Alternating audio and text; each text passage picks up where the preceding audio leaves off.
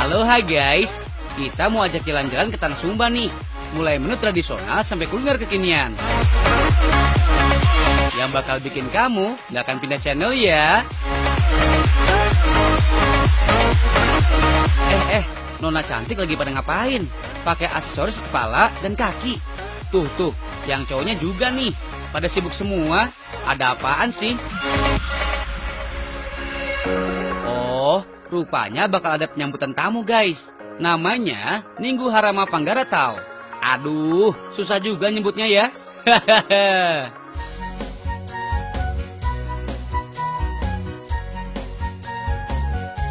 Mereka lagi berbalas pantun gitu guys. Isinya sih tentang berterima kasih atas kedatangan tamu.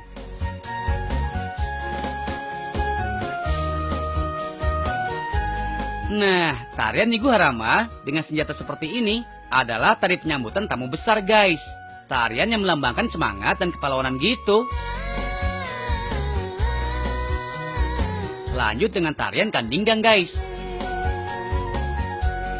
Tarian adat dari Sumba Timur yang menggambarkan hubungan manusia dengan pencipta dan sesama manusia guys. Jumlah penari biasanya 4-8 orang tuh. Satu lagi yang wajib guys, pemberian sirih pinang sebagai simbol penghargaan tuan rumah terhadap tamunya. Yaps, bagi orang timur, makan sirih pinang udah jadi warisan budaya gitu guys. Sirih pinang biasanya disertai dengan kapur tuh, disimpan dalam anyaman seperti ini guys. Tuan rumah bakal senang kalau tamunya mencoba makan sirih pinang yang diberikan loh. Makna sirih ini guys, tuan rumah menyambut hangat kedatangan tamu. Begitupun sebaliknya, tamu merasa dihargai dan wajib mencoba sirih pinangnya tuh. Sirih pinang jadi sajian pertama yang diberikan guys, sebelum minuman dan makanan lainnya. Gak hanya itu, pemberian kain tenun ikat khas dari Sumba juga jadi simbol penghargaan dari tuan rumah juga ya.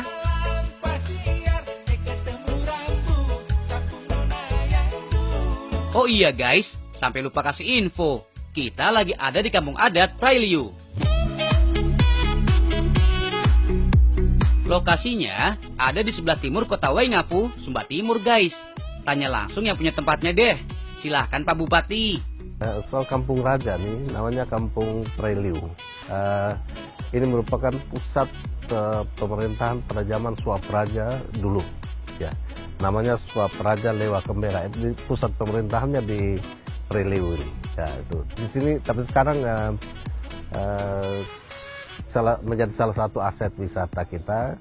Tamu-tamu siapa sih yang datang, mancanegara atau wisatawan Nusantara, itu pasti ke Kampung Raja karena memiliki nilai sejarah, nilai historis ya. Sehingga biasa kalau mereka masuk ke Kampung Raja itu disambut dengan tari-tarian yang saya sebutkan tadi, itu cukup bagus. Di kampung adat Prailiu, rumahnya masih tradisional guys. Mereka menyebutnya Umam Batang atau Umahori. Rumah tradisional ini punya 3 bagian guys. Ada makna filosofis di dalamnya. Bagian bawah sebagai hubungan manusia dengan hewan. Bagian kedua menjadi simbol hubungan manusia dengan sesama manusia. Dan bagian atas punya makna hubungan dengan Tuhan. Dalam pembagian ruangan, untuk tamu diterima di bagian depan rumah guys. Uniknya, dapur berada di bagian tengah rumah guys. Karena sebagai tempat berkumpul bersama keluarga gitu deh guys.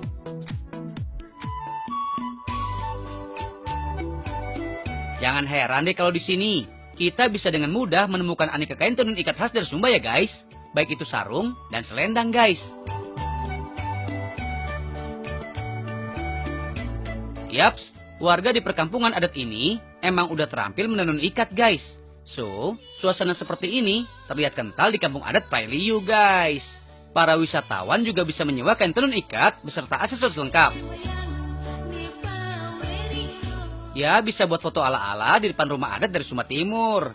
Cheese!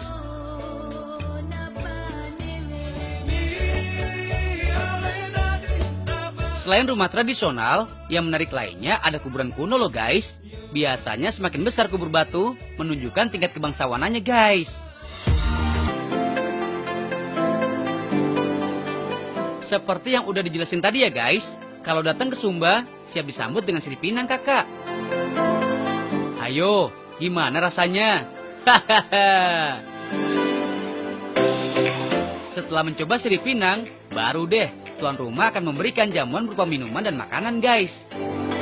Ini dia kaparak guys, cemilan tradisional sebagai pengganjal sebelum makan nasi. Kayak gini tampilannya guys. Ada kaparak beras dan kaparak jagung ya guys. Pantes aja mereka jarang ada yang punya sakit mah guys, karena selalu ada makanan di dalam rumah yang menyehatkan dan awet.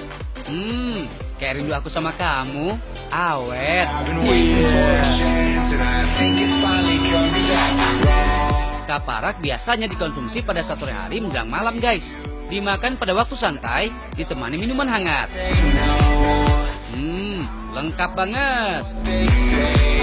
Sekarang kita masuk dalam guys, karena kita bakal masak makanan tradisionalnya tuh. Kita mulai dari kaparak beras ya guys. Terbuat dari beras, kelapa parut, dan kacang tanah.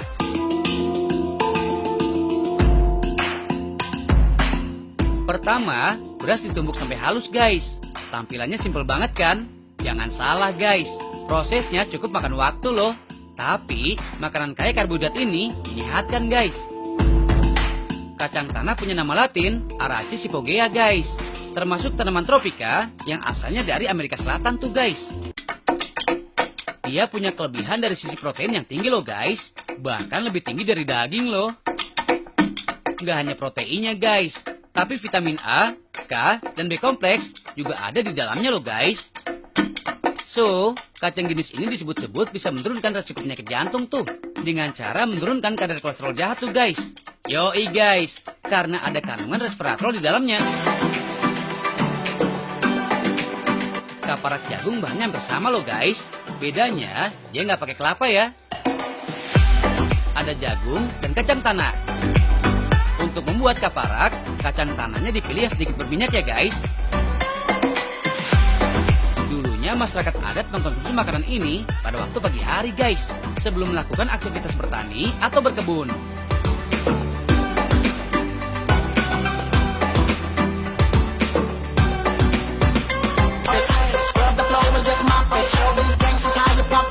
Sebelum diproses, jagung itu harus dijemur dulu selama 2 hari ya guys, untuk menghilangkan kadar airnya. Baru deh, jagung dihancurkan gitu guys. Kalau masyarakat di kampung adat Prailiu ini menyebutnya pianawatar atau titi jagung alias menghaluskan jagung ya guys. Mereka menyebut batunya watu iti guys, batu yang diambil dari lereng-lereng pegunungan.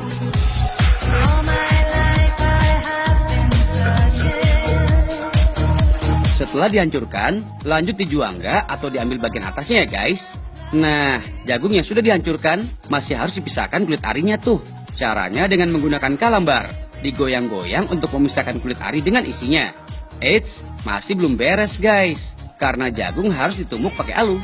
Tapi nggak boleh terlalu halus ya guys numbuknya, karena kita bakal memisahkan antara butiran besar, halus, dan tepungnya. Atau istilah lainnya adalah kadinji.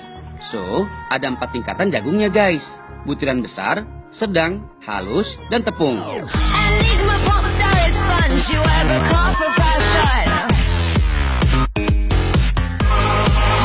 Di rumah adat inilah proses memasak dengan kayu sebagai bahan bakarnya guys. Apinya harus api besar tuh, supaya lebih cepat prosesnya. Santan dimasak sampai mendidih, dan harus terus diaduk supaya nggak pecah ya guys. Jagung ukuran besar kita proses duluan. Setelah itu, tambahkan jagung ukuran sedang. Baru deh, jagung butirannya halus dan tepung. Nah, harus ditutup rapat ya, sampai uap air jatuh pada tepung jagungnya.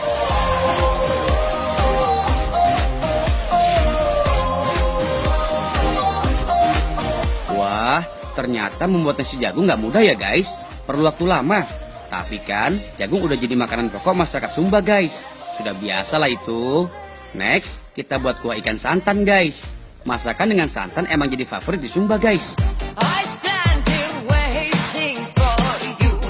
Oh iya, cara memarut kelapa juga masih tradisional loh guys. Nama alatnya kiki kokur. Bahan ujungnya ini terbuat dari potongan besi yang berperan sebagai gigi untuk memarut kelapanya tuh. Sekarang labunya nih. Biarpun penampilannya sederhana, labu punya banyak vitamin loh. Dia rendah kalori, tinggi serat, dan kaya akan mineral loh guys. Cocok loh buat yang mau diet, karena rendah kalori guys.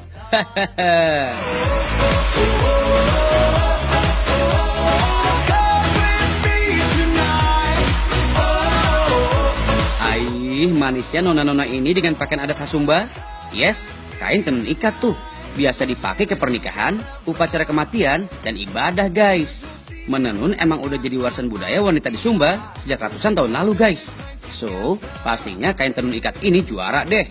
Apalagi kain tenun ikat ini udah go internasional loh guys.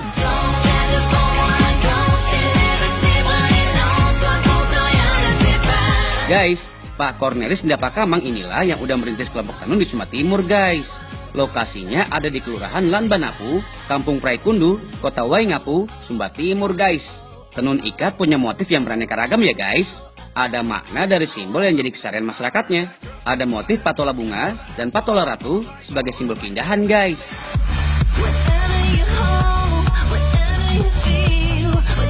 Kalau yang ini motif naga sebagai simbol keberanian. Motif manusia banyak tentang penguburan raja atau upacara papanggang. Untuk kalangan raja, kain satu arah motifnya. Ada 4 motif dalam satu kain. Motif kuda simbol keperkasaan dan keagungan. Nah, kalau yang ini, motif anatau yang menggambarkan kehidupan manusia guys.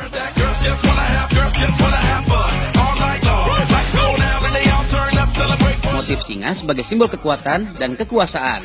Harga kain tenun dari 3 juta sampai 25 juta rupiah loh guys. Bahkan bisa lebih tuh. Jangan kaget kalau dengar harganya yang tinggi ya guys. Soalnya susah loh bikinnya.